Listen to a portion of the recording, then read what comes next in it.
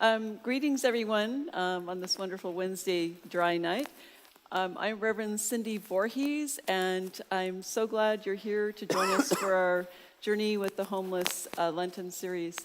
And apologies for being late. We got a little tight on our schedule, so next week we promise to be on time. I am extremely excited to have Ben Oreskes with us tonight to discuss his work at the LA Times with the homeless beat. And Ben comes to us with a wealth of information, and I will say that reading his bio, you can get a copy of it. I think it's being handed out. He's a graduate of Northwestern, and his first job was with Politico, and got great experience there, and then came to LA at the LA Times. So we're really excited to have you with us tonight, Ben. Thank you for having me. And if you can't hear me, just yell and I'll speak louder. Or we can adjust the mics if we have to. Is he okay? You can hear him? Okay. I was just talking to Ben right now. He's on his phone, as you always see me on the phone, but he's got some hot stories right now about Newport Beach. It's the gift that keeps on giving. So he's been sharing a little bit about that right now. So, but why don't we jump in? And our whole theme right now is on homelessness and basically trying to look at the face of homelessness. And you've definitely looked into the eyes of many. And then to really reach out to figure out what are some of the solutions that are working in this country.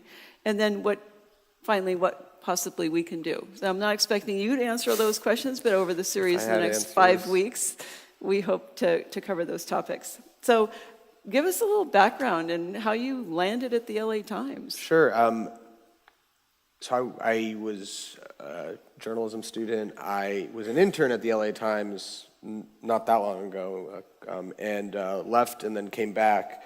But I love the paper. I kind of believe in the mission of local journalism. I lived in Washington, D.C. for 2 years and kind of was pining. I'm from New York City. I'm not from the West Coast. I have no connections here, and I missed it, which as you drive down PCH, you can understand why. And and working at Politico was a great experience, but it's a different beast. And part of that is being able to sit in rooms like this with the readers of the paper and talk about the issues that matter, and that connection to your stories is something I think is really important, and as journalism changes, kind of helping be part of finding a sustainable path forward for it. Right. More specifically about how I came to be writing about homelessness so much is I'm a general assignment reporter at the paper. We actually have a couple of people who sort of make it their business to write about homelessness. One is explicitly called the Homeless Reporter. Her name is Gail Holland. She's great. But it's a huge, multifaceted, complicated, divisive issue, and it's not, and because it's so important and everywhere and in your face, it's something that the paper sees as its mission to sort of spend resources and time on. So at the beginning of 2018, in fact, it was Orange County, which was one of the first things I wrote about, my editor, Shelby Grad, who's the sort of section editor, and said to me, why don't you look at what's happening on the Santa Ana River? Almost 1,000 people living on a bike path, and the skirmishes, the legal skirmishes, and the movement of these people from one side to the other, from Laguna de Kel to another place, all over the place. And that was kind of where it started. And I think, as much as telling you about homelessness, I can also hopefully tell you a little bit about how journalism works and how we do these things. Yeah. Because I think that is a value to you guys. In doing this kind of reporting, we have lots of people who write about policy, and it's incredibly important what the mayor of LA is saying, what the board of supervisors here is saying, what the board of that stuff is important to interrogate.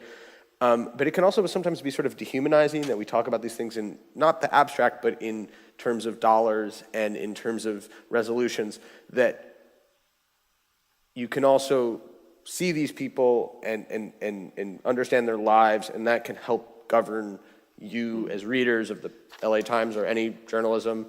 can help you guys make decisions, because ultimately it's your money that's being spent to help these people, Right. or not. And so with that in mind, Shelby also gave me a kind of helpful piece of advice. This will seem like a tangent, but it will come back to making sense. I wrote a story about the Wilshire Grand building in LA, the new tall building, and the lights on the side of it. And I got crazy access to the building, and I got to go into the tippy top, into the spire. And I wrote a draft of the story, and it was about, and there, at ground level, there are these 3-story, like, huge kind of LED displays.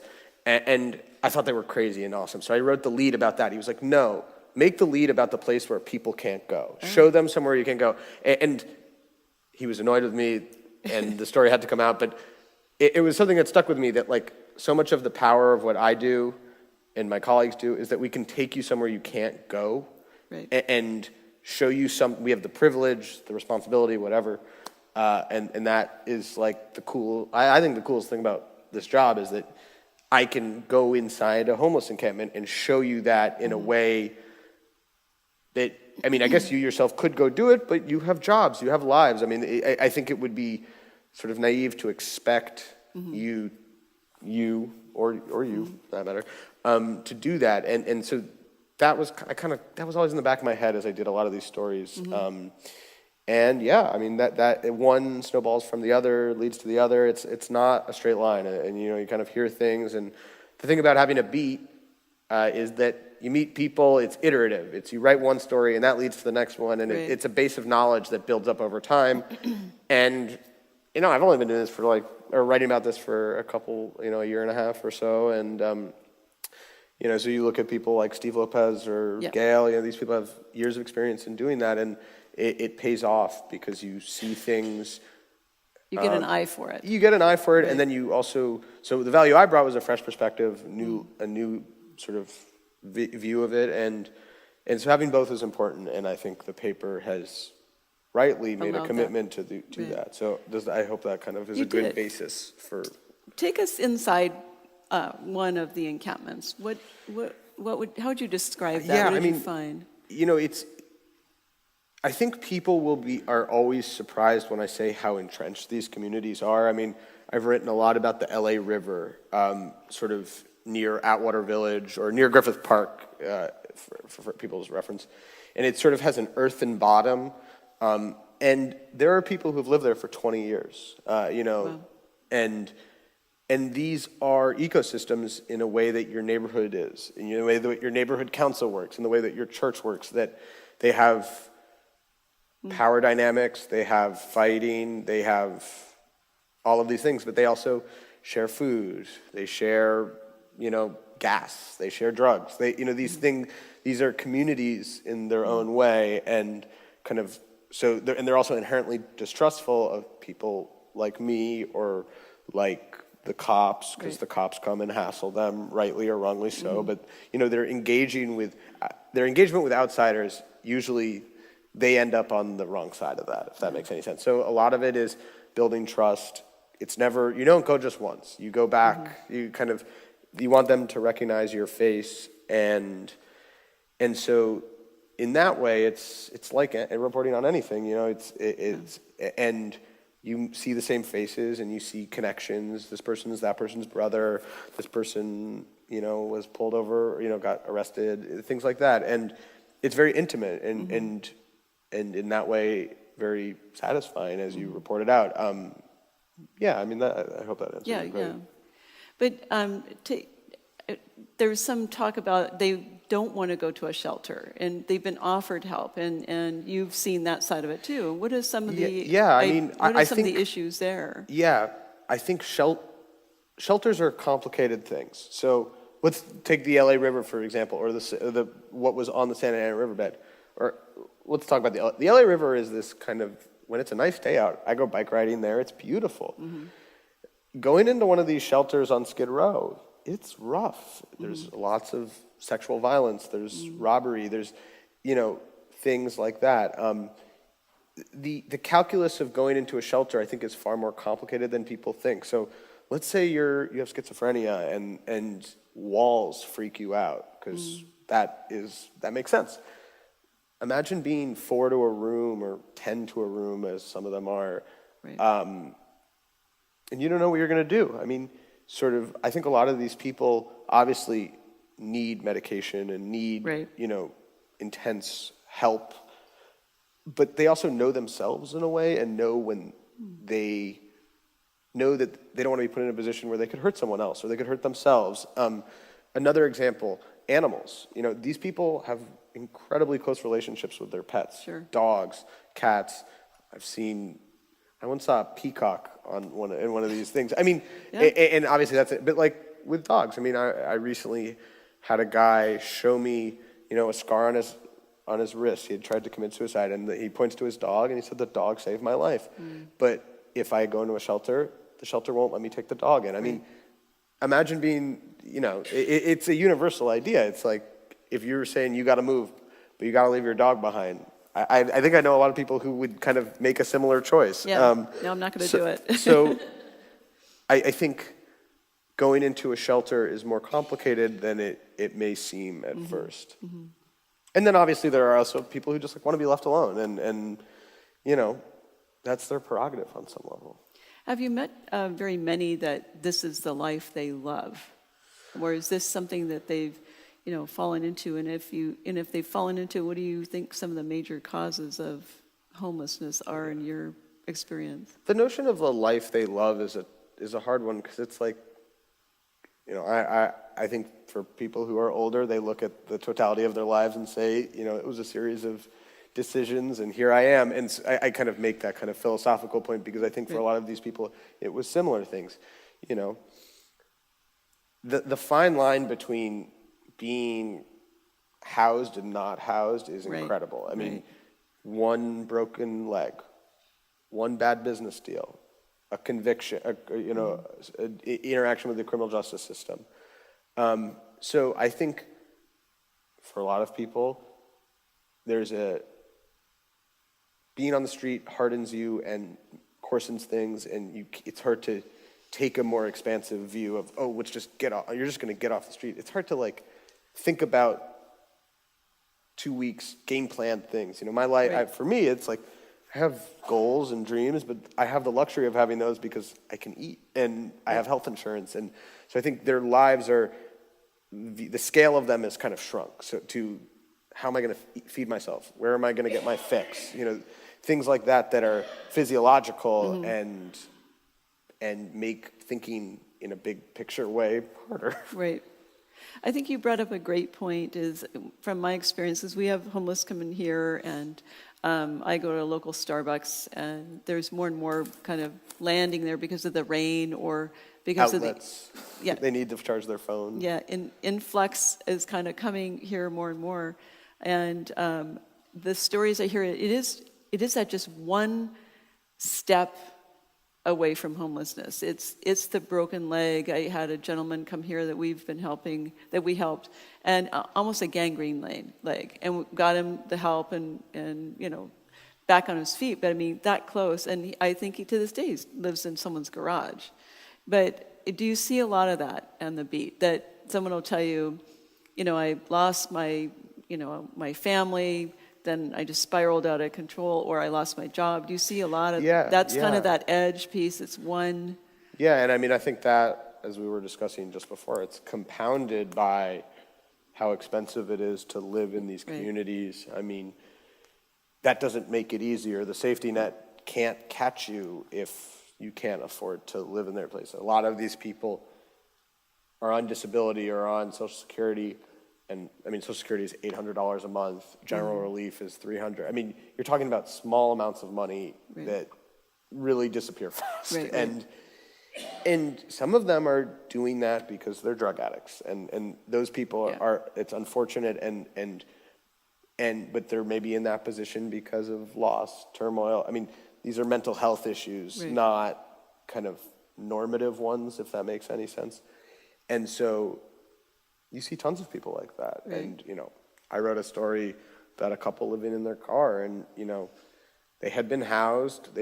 When they were housed, they didn't make a lot of money. And then they lived in an RV, and then the RV broke down, and then, they couldn't get the tags replaced, and I sort of say it in this list way because it wasn't one thing. It was right at one after the other, Right. and his heart, health problems. So I think it's a slide. It's not a cliff. Right. Often. That's a good way of putting it. So, how has working with the homeless affected you personally? I mean, when it comes to kind of like your soul talking to you, how is this affecting? I mean, you like my work. Wait, you go home at night. How do you process that? Yeah, I mean, a lot of people talk about like journalists have a liberal bias or they have like a conservative bias. I think what you see often is like a bias towards people who, like towards injustice, towards people, like towards the little guy, like, and that oftentimes leads to stories that are kind of framed that way, and you see that a lot, and oftentimes that's right, but not always. I bring that up because I think that like, I definitely view these stories as important to tell because they're about people who like don't have a voice, and that's important to me. I get a lot of like random phone calls from people, who are, a lot of this job is handing out my business card and, bumming people cigarettes and, so it doesn't like affect me because like I think there's a little bit of a, there's a distance, a critical distance. You do everything, you do all these things, but certainly you hear wild stories, and I think what it has done for me is you need to be able to like go to their level in terms of being willing to go into their tent, being willing to engage with them. You can't, I think a thing I try to do with these stories, and I think it is also like how we should live, is like, a big thing is like make eye contact with a homeless person. Like it's like a huge thing that like social scientists study. Like we all like sort of go like that, and there's no shame in it. I do it as well. Like when I'm busy and I don't want to give someone money, I kind of go like that, or I'm on the train and I see someone. But I think that like how it's affected me is like I've been trying to be like, I'm looking at this, I'm engaging with this, and I'm feeling it. And obviously I'm coming with skepticism. And I think this is a little bit of a digression, but like a challenge about reporting about homelessness is you're dealing with people who are not necessarily, I mean, everyone's trying to lie to you all the time as a reporter sometimes. I mean, that is a reality that a lot of reporters face. But that like, they're unreliable narrators in a way that we all are unreliable narrators. We don't remember things, but these are people who like are dealing with substance abuse issues, or just like living on the street, like fogs your memory, like in a way lack of sleep, all of these things, so that I feel that I go, I mean, I always go an extra mile to check all my stories, but like in a way that if something you may have said to me, I would not take necessarily at face value, and I would check it, but like I would go that much farther and really feel like, that's why I think you don't see tons of huge takeouts on the front page of the LA Times, one as an editorial decision, but also as like, we really go a long way to try to verify these people's stories. It's interesting. If you say you're a veteran, I'm going to call the Army. If you say you had heart, problems, I'm going to try to make you show me insurance documents. I mean, and I think that makes the stories stronger. Like I wrote about this couple, as I was saying, and he said he had $26,000. He needed dental surgery. It was going to cost $26,000. He showed me the bill, and so it's like, it's real. It's real, and that bums me out, but is important to tell, and I think they're good stories for that reason. Have you found anything that you feel has worked? Any kind of protocol or system that works to get people off the street? Being in LA, I know there's a lot going on in Orange County. The state of California is kind of getting flush with funds for dealing with the homelessness. Have you encountered much success or are aware of any kind of? Yeah, I mean, I think success is a hard thing to sort of talk about, because when you talk to outreach workers and stuff, they say one person on the street is a failure, and that's like an important thing to keep in the back of your head. But I mean, I think that a lot of money is flowing into the state, and it will take time to sort of really assess it working. Right. Or in both Orange County and in LA, there are big political battles, which is the sort of prerogative of the people, about where shelters will go. And all of it is somewhat, not moot, but it skirts the larger issue, which is even if we build all these shelters, I don't remember the numbers off the top of my head, excuse me, but we need more housing, and that is the kind of core of it as I see it. But also, what I have seen is working is this notion of, housing first policies, which is like a big term, and I don't want to go into lingo, which is, I want to spare you guys that.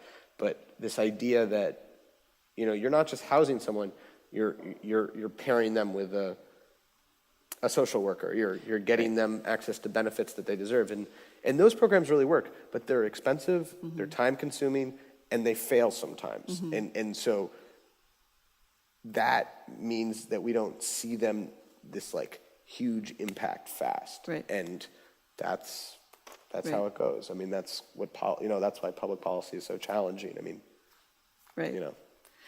I'd like to go back to what you said when you're on your beat and you really do look people in the eyes and you do talk to them. I have found the same thing, and you're going into their encampment, but I'm running into them. And of course, I'm wearing a collar and I'm being approached because of that. But I have found that they're a little shocked when you do speak to them. And I don't even like calling they, but when you meet a homeless person and they approach you, I generally try to give them eye contact, find out their name, and they're usually taken back. It's not a fearful thing, is what I'm saying at, is that I think a lot of people are afraid of them, but I have found it to be quite the opposite. Have you found that they're suspicious, they're a little reticent, but overall, once you try to engage, they're pretty engaging. I beyond just homelessness, like it tends to be like the most vulnerable, poor people are the most generous people with their time. And Let's talk about that. I mean, you're right. It is. I've written about rich people. I've written about politicians. I've written about all these things, and the most accessible people seem to be the people who are living on an edge or on the edge in a way. And I mean, I think there's a cynical answer, which is some homeless people, recognize that if their story gets told, they can get help. And that has happened with stories I've written. People, how can I donate this? Let's get them housing. I mean, Right. That's worked. And I don't think that's why people are talking to me. I mean, No. I think that has happened. I also think like these people, it's like, imagine spending your entire day sitting somewhere or, within a very, these are somewhat isolated people. Yeah. And that you're there, you want to hear from them is empowering, or at the very least nice. I mean, if I have complaints, I want to tell them to something, my girlfriend doesn't want to hear them, but but I what I mean by that is engagement kind of opens people up in that way. Right. Well, I just have one more question, then I'd like to open it up to you all for some questions. When Arnold asked you, and I had it on my list here too, is if you could wave your magic wand, what would you see? What would you like to see for the plight of the homeless? Based on your experience. Yeah. I mean, I'll say two things. I was talking yesterday to a guy who works at the VA. He's kind of works in management there, and he was saying to me, we were kind of talking through more specific, but some little questions. And he said to me, if this was a science, we'd have fixed it. I mean, if the process that we're talking about, right. Outreach, the continuum of care, which is like a big kind of term, we would have fixed this. It's not a science. These are people. Each story is idiosyncratic, and that makes it hard to deal with at this broad, high level. Right. So I'd keep that in mind, which is not a satisfying answer. But I'd also say, these are your communities, and viewing this as something that can go somewhere else is not, Yeah. While also understanding that your politicians need to be responsive to trash and violence and syringes and things like that, but that it's something that will only be solved by the collective and not one county. I remember interviewing your new district attorney, Todd Spitzer, and he would say, why can't they just, it wasn't as coarse as this, but he would say something to the tune of, there's a lot of open housing in San Bernardino County. And you sort of, your response to that is, well, a lot of these people are from Santa Ana or are from these places. And I think this notion that these are people coming from somewhere else here isn't true usually. You're not finding that? I mean, you meet a person, but you don't, this notion of the surfer who's choosing to be homeless, maybe you see it in Venice, maybe you see it, but that's not. A couple. That's not who's The out norm. there, yeah. And also, it's like, I'm from somewhere else, like, if I had problems here, I would hope that someone would help me here, and I didn't move here to be homeless. I moved here to be a journalist, and if life got me down, I think that mentality kind of obscures, like, sort of dealing with policy and allocating money and kind of doing things that are concrete. Yeah, great. Okay, I think we have a microphone right here. Do any of you have any questions for Ben? Brent, do you want to grab the microphone?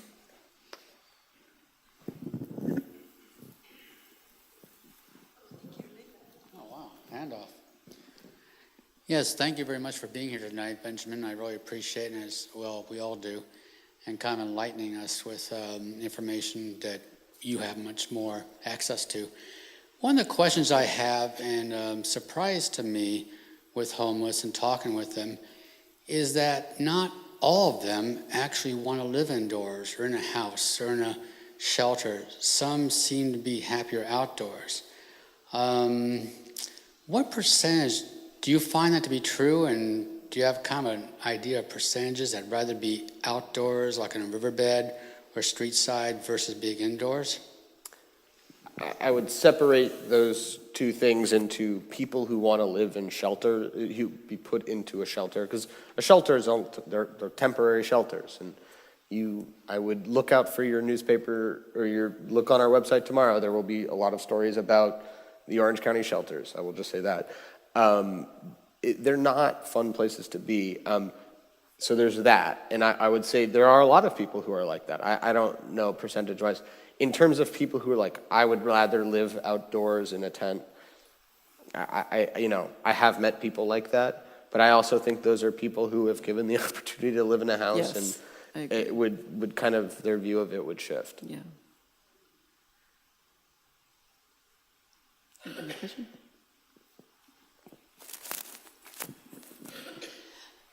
How many children are you seeing in the encampments? And I'm heartened by the fact that a number of articles have talked of college students who are short of food and have now food banks at the college as one way of solving that. Yeah, I mean, it's, you don't see a lot of like toddlers or young kids, but he's a 16, you see teenagers. Do you see a lot or a little? It's tough to say. I don't remember what the homeless count in LA said about it. I think it said it was growing. But to your question about colleges, I mean, it's, I have heard stories, kids sleeping in classrooms, particularly in the sort of community, in the part of the sort of Cal system, in the community colleges at CSUs, you see that a lot. And it's a kind of, I think the universities are really, in the last 3 to 5 years, have kind of been awakened to it in a way that maybe they hadn't before. Not that they were kind of neglecting it, but that I think there's been a more concerted effort to really attempt to address that as an issue. I think we wrote a story certainly about a couple of the community colleges with food banks and sort of counselors on campus, and I want to say either Northridge or CSU LA we've written about it, but I can't remember off the top of my head.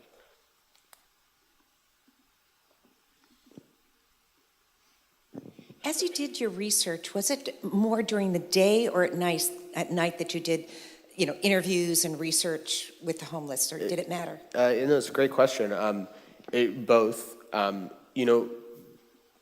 I've never been felt unsafe, but I always, I work very closely with a photographer named Gennaro Molina, who is great. He's worked at the paper for like 35 years. He's done it all. He actually slept in a tent on Skid Row for a while to sort of catch the police raids. I didn't do that with him, but he did it, and that was a while ago. But we would do both, and you see different sort of shifts in it. So, but I would say most of it is during the day because that's like when you work. But we definitely try to go out there at night.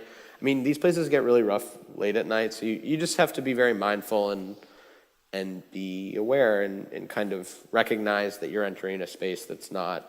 I would not suggest anyone go to Skid Row, after hours. But walking on Skid Row during the day is not a dangerous thing. It is a worthwhile endeavor just to see what it is, because it's lively, it's an ecosystem, it's fascinating.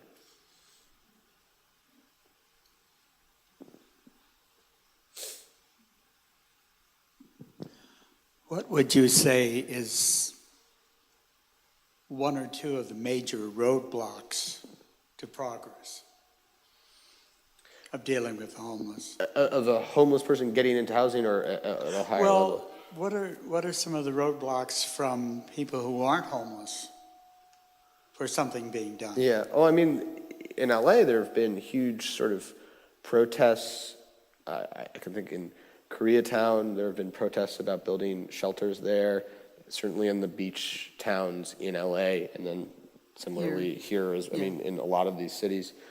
Those are roadblocks. Some of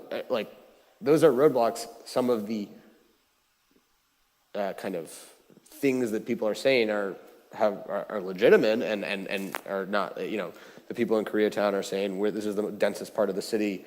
It's already hard to build housing as is. Why are we building it here and not in less? So I think some of these, not criticisms, but concerns are valid.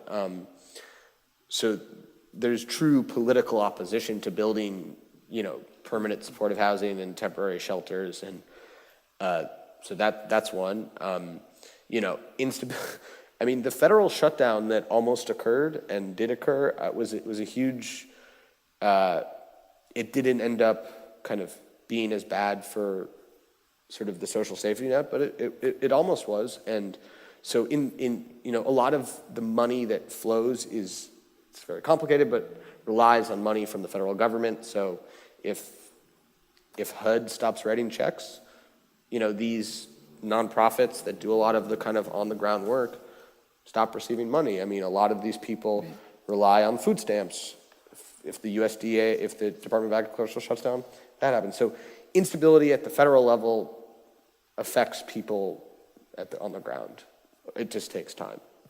So those are two. Do you think the instability is the result of people's attitudes? At the federal, I think at the federal, I don't think the federal government is like paying much mind to these people. I don't think that's like a deliberate. I think that our funding of HUD and stuff like that could be more, and so there's definitely that aspect of it. But I don't think that that's in their mind as they're fighting about the wall in Washington necessarily.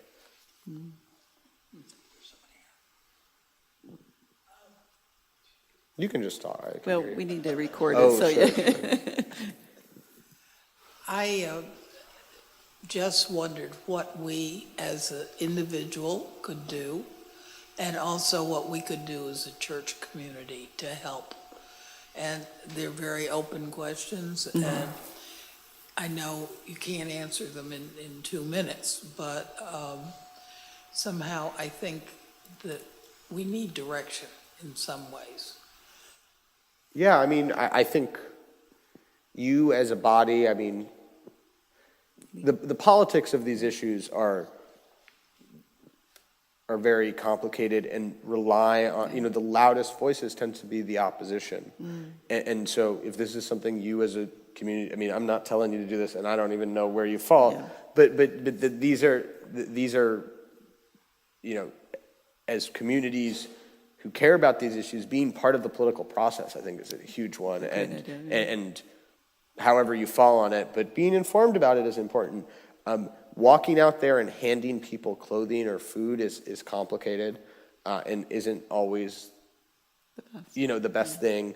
But engaging with the community development organization in Newport or wherever you live, finding ways to volunteer if you have a skill set. I mean, job skills, help, in LA, there's this thing called Chrysalis where they, kind of help people with their resume. I mean, I think viewing it as I can just drop food off and that's going to do it. But at an individual level, engaging with these people, not as one-off things, but as a sustained thing is important, with the full understanding that we live busy lives and you got to do what you got to do.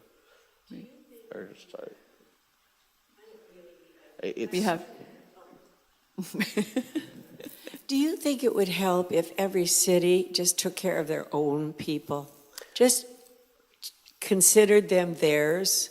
And if each city did that, that's really, you would provide places to go to the restroom, places to shower, places to maybe sleep at night that's covered. I mean, Simple. I wish it was that simple. I mean, in Orange County, cities have taken the opposite view and said, we're going to pass anti-camping ordinance so that you can't sleep. So if you kind of flip it on its head, you see the individual actions of cities actually make it harder for the collective to act. So these homeless people are being pushed from one city to another because of asymmetries in what things are set up. So, I do think creating, but it's also an issue of does Laguna Beach have the money to build a homeless shelter? Real estate is expensive here. So I wish, or I think people who are advocates for this wished there would be, every city would take care of their own thing. It's not working that way.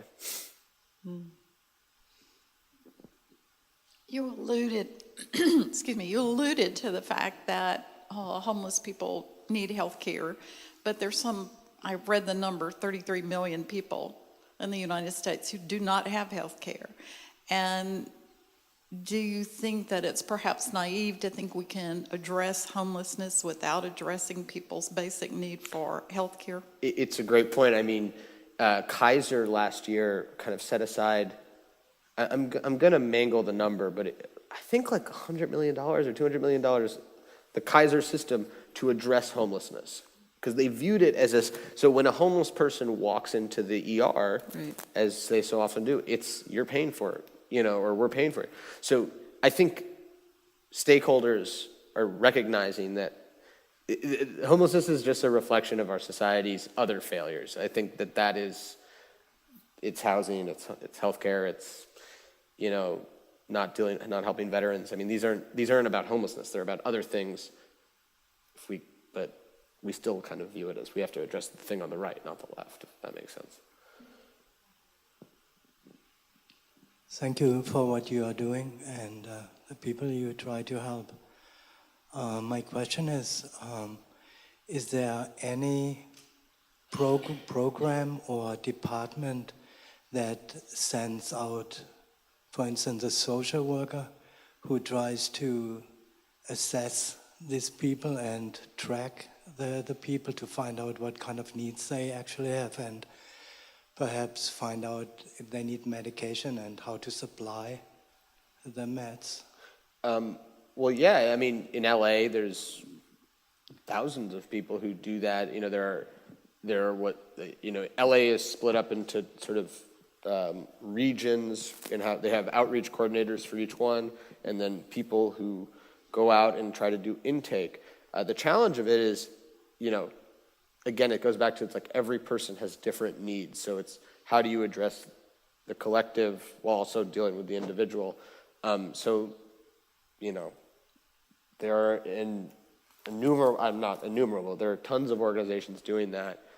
I think there are never enough, you could argue, because it's a huge county, and Orange County is a huge place, and so there's that. And then, I mean, every year, each county is required by the federal government to do a count, which they did in January, and that is more of a demographic survey of it. Less, this person needs penicillin, this person needs that. So both things are happening.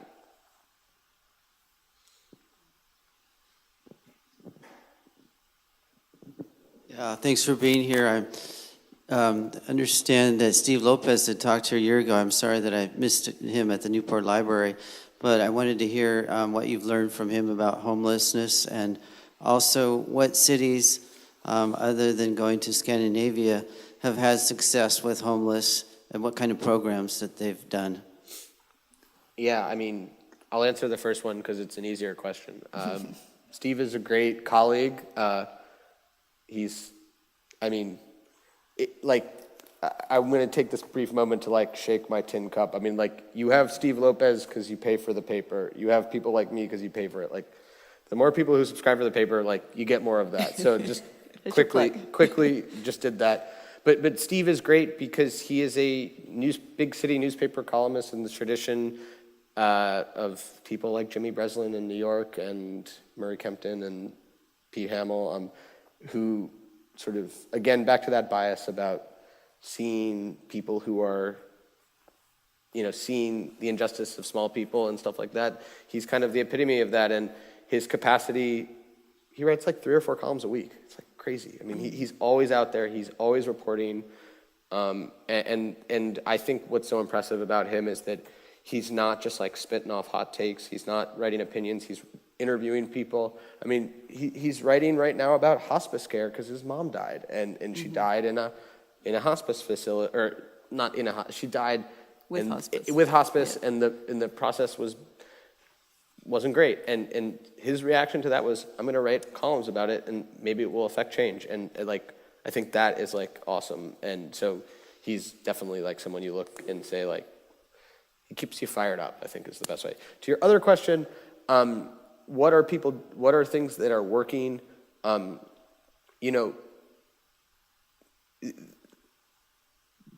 Cities have found ways to New Orleans was we're going to eliminate homeless veterans. So they devoted lots of resources to working in that space and worked very closely with the Army, and that worked. Other things that have worked, I don't want to go beyond what I know a lot about. I know a lot about LA, but you've seen certain cities, converting different kinds of facilities. Like in Northern Virginia, they've been converting American Legion halls into temporary shelters, and that's been helpful. So it's kind of, there are little things or not little, but there are things like that are working in one-off ways. I wish I had had more off the top of my head, but I could kind of show you, could send you links and things like that.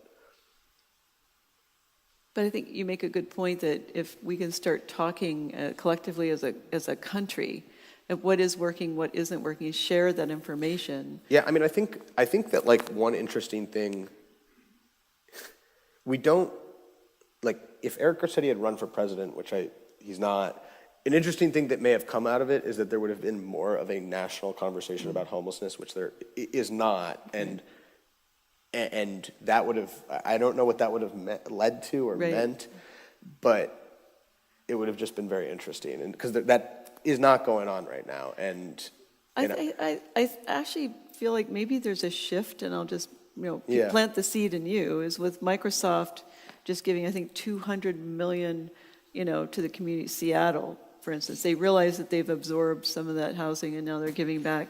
I think Portland is shockingly kind of looking at their homeless, San Francisco and LA. But I guess I'm finding, maybe it's because I'm reading more of your articles, but the conversation is happening more and more because, first of all, I think there's money flowing in. But I think Governor Gavin Newsom is starting to make cities like Huntington Beach, he just kind of picked that one out and said, you need more affordable housing. And maybe it's putting this topic more on the block.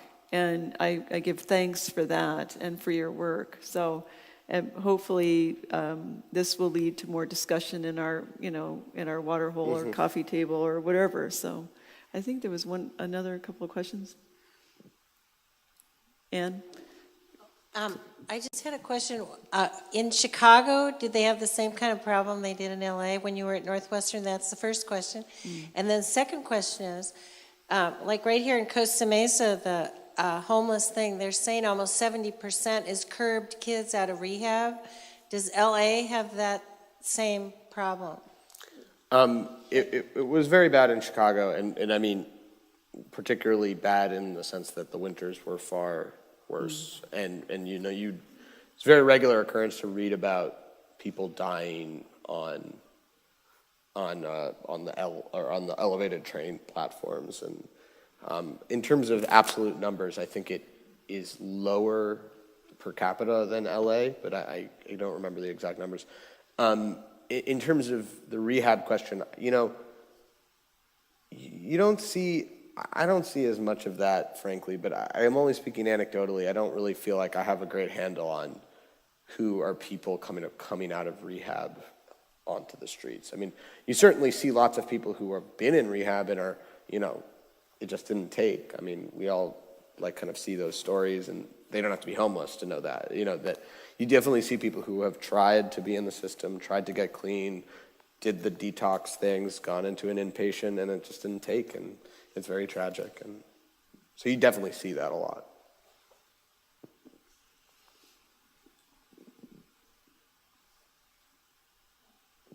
Benjamin, thank you so much for being here. But I would ask a simple question.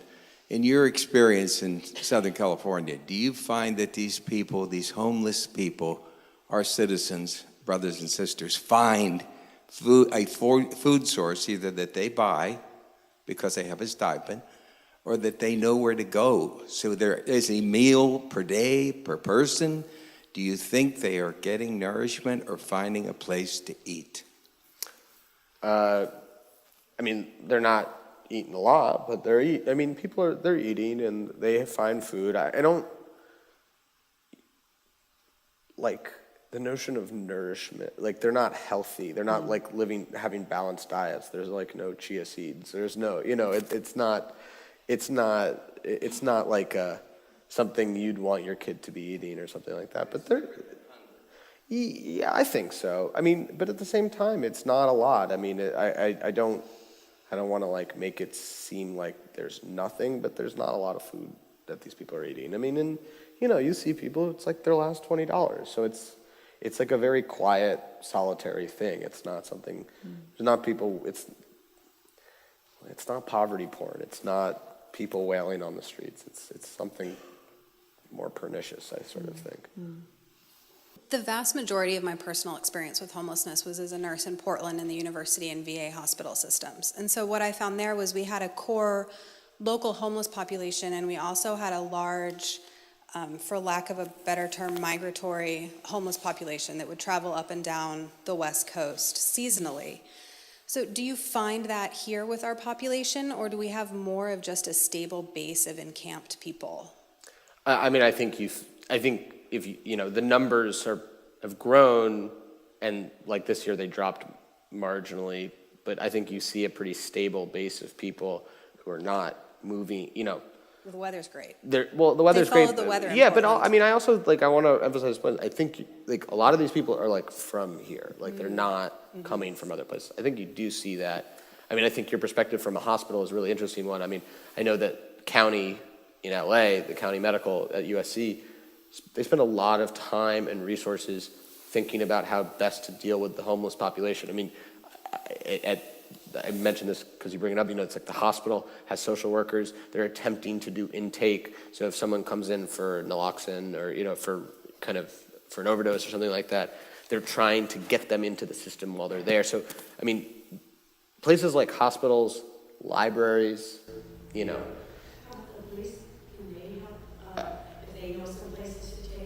I mean, the police do a ton of outreach. They have a homeless division. They really think about these things so that places like that are sort of the front line. But in terms of, I just don't see a lot of this migratory we're gonna go back north later thing. That's not to say it's not there, but it's in my own experience, I haven't seen it.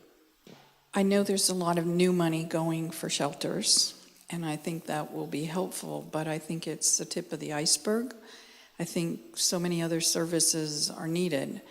I find it helpful to see the stories about what communities are doing and what small groups of people are doing that helps. But I also think it's imperative that each city have a homeless czar or something that coordinates it, because when we work together to accomplish something and we look at our results and see what's working, it works out better. So I just want to thank you for the stories that you are giving, not only of the homeless, but of the people who are trying to respond maybe in small ways, by inviting someone to come into their spare guest room, or like UCI Med School that has a prime LC group that provides medical services for people who are on the fringe. Those kinds of stories are all over, but they need to be shared in a community to see what are we doing as a totality. So thank you for doing that. Well, thank you.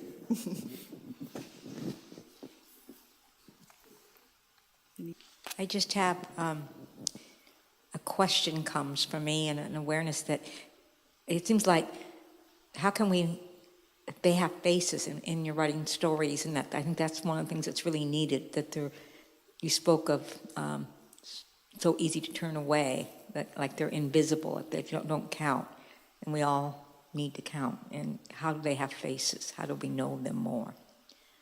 I think that has to be an individual maybe thing. help people with homeless people. What are some of the things you would maybe write an article about how we can interact instead of their stories, or Yeah, what are some of the things we could do? I think a thing that it's like a challenge we have is how do you, it's like sort of covering like something that, the homeless count happens every year. Let's take that as an example. How do you write about the same thing in a new, different way that doesn't exhaust people? I mean, unfortunately, most people are not like you in this room who are kind of Good point. engaged with this subject.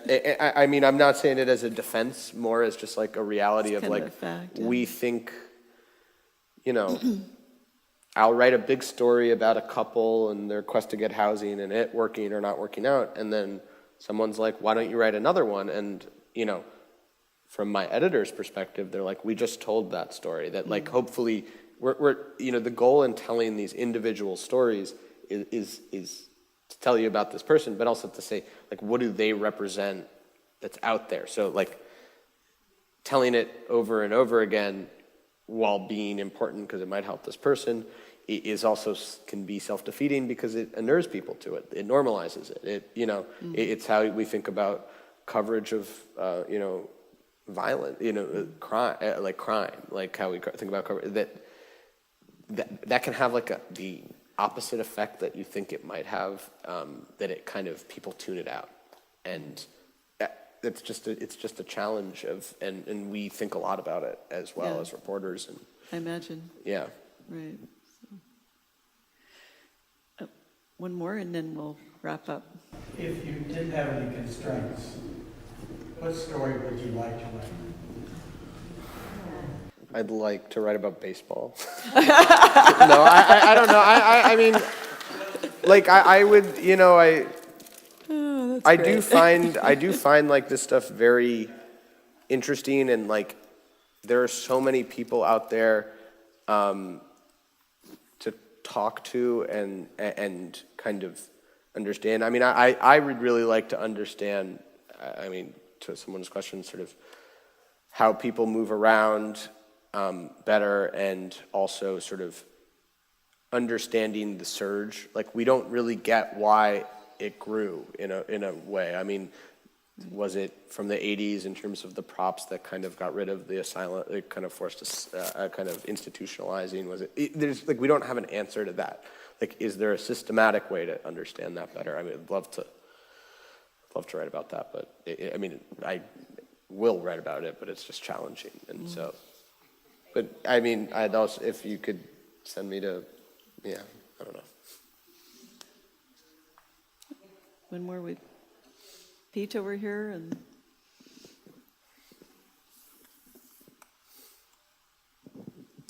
It seemed a couple of years ago that print journalism's back was up against the wall, and the city room was a ghost town.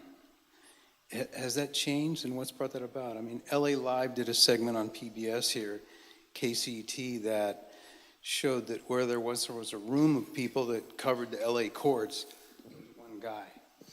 Yeah, I mean, the economics of journalism are, we could do a whole nother, like, talk about it, but no, I mean, the state of journalism in Southern California is really dire. I mean, it's screwed up. I mean, you know, the Orange County Register does great work, but it's a shell of itself. And I mean, I think there are like very real economic realities. Less people buy papers. The state of digital advertising has been completely consumed by Facebook and Google. But at the same time, a lot of these papers have been owned by people whose interest is only maximizing profits. And, you know, newspapers have been run as businesses for a long time, but they are more than that. And, but these people have been and continue to practice bad business practices because they're devaluing their product by laying people off and cutting them and not investing with them. You know, the LA Times is in a very privileged situation right now. We've been bought by, you know, a very wealthy benefactor, but it's not a charity, and the plan is people need to pay for it and you don't have to buy the newspaper, but you need to buy a subscription, and it will not work. I mean, there is a screen in our office that says this is the number of subscribers we need by this year, you know, or by the end of this year, and luckily we're in a situation where the person who's owned the paper is committed to investing in the resources to make it something that people want. And I hope that will work, but in so many communities, that's just like not happening. And it's a really dispiriting thing. I mean, there was this study that showed that like the financing for municipal bond measures has gone up in cities where they don't have newspapers, you know, that like it affects like the consumer, whether they like it or not. And like, you know, I'm hopeful, but I think it's incumbent on people to like view journalism like they view Netflix, or, you know, it's a thing. If you want it, you got to pay for it. It's not like something you just get on Facebook. It's like expensive, you know. We talked about Essential California. Did you start? Oh yeah, I write a newsletter every day if you want to read it. Well, I will for the foreseeable future. I will not be doing it soon, but it's a good thing. Or like another person will be doing it, which is great. But you started. I didn't start it. Someone else did, but Okay. I took it from them when they left to go work at a lobbying firm in But every LA. day you're writing. Yeah, every day I write a newsletter. If you want to sign up for it, go to the website and read it. Yeah. Gary, do you have a question? One more back here. Oh, Michael has it. When you talk about a program which works with the homeless, do you mean it makes life more tolerable? There's food, there's cover, there's shelter, or do you talk about people actually getting out of being homeless back into a society altogether?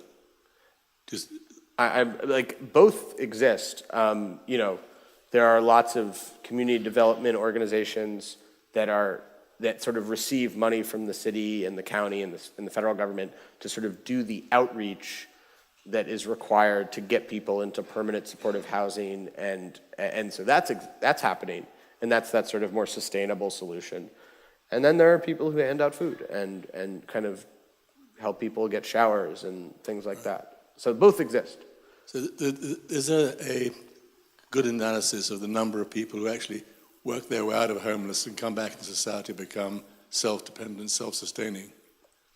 Not sort of a broad analysis of it, but there are definitely have been analyses, of like certain like organizations and their success or failure with it. So I can tell you about them, kind of not. Yeah. So someone is taking over your Essential California. Yeah, no, it's good. That was I'm good. getting That's a lot of pressure every day, though. Yeah, no, it is, and it's. I mean, I like doing it, but I'm just. Did you, were you here? Yes, Oh, you you got got me. I so appreciate you being here. I really enjoyed listening to you and everything you had to share with us tonight. My day job is working with mentally ill people, many of whom are experiencing homelessness.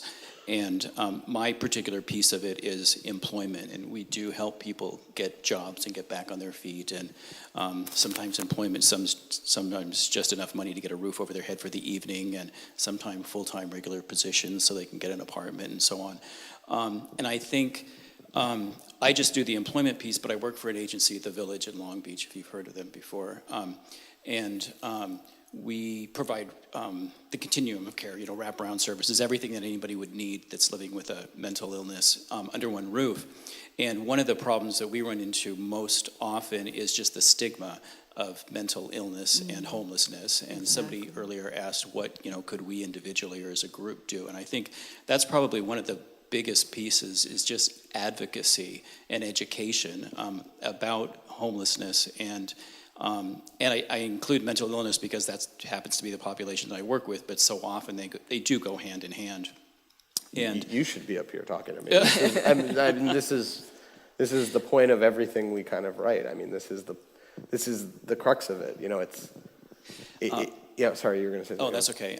You in the front row were talking about if every city just, took care of their own, and that's what we run into time and time again is that the NIMBYs, the not in my backyard. And, I know when I was growing up, there was a lady down the street, speaking of mental illness, and she was a little bit, off, and we all knew it, but it was, one person, and it was no big deal. We thought she was a little eccentric, and, nobody thought anything of it. And the neighborhood just kind of took care of her.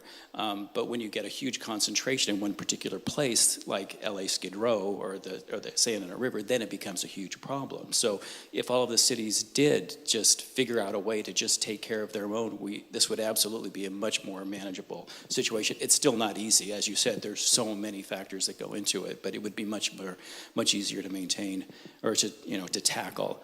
But I really just wanted to talk about the stigma because I think each of us, if we're talking to our neighbor or our family members maybe that might not be as open to engaging with people that are homeless or maybe have a mental illness, or at our city council meetings or just wherever you are in public, I think the more advocacy we do on a one-on-one basis just to spread the knowledge that they're not to be feared, as you were saying. They're just people like the rest of us who have had bad luck or maybe made some bad choices. Who hasn't made a bad choice in their life? And their brain is just wired wrong. Some of them have ended up in a very bad place as a result of it. But they're people, they're humans just like the rest of us that need help. And if we can, I think, break down that stigma and just begin to look at them as another human being that just needs a hand and just needs a little bit of support, I think it makes it. It's just I think it opens people's hearts a lot more. I think a lot of times people just look at the homeless people and think, oh, they're just an alcoholic or they're just a drug addict or they want to be that way. And, who really chooses to be like that? It's, it's some unfortunate circumstances, whether they're being of their own making or just things that, issues that they happen to be born with, like mental illness.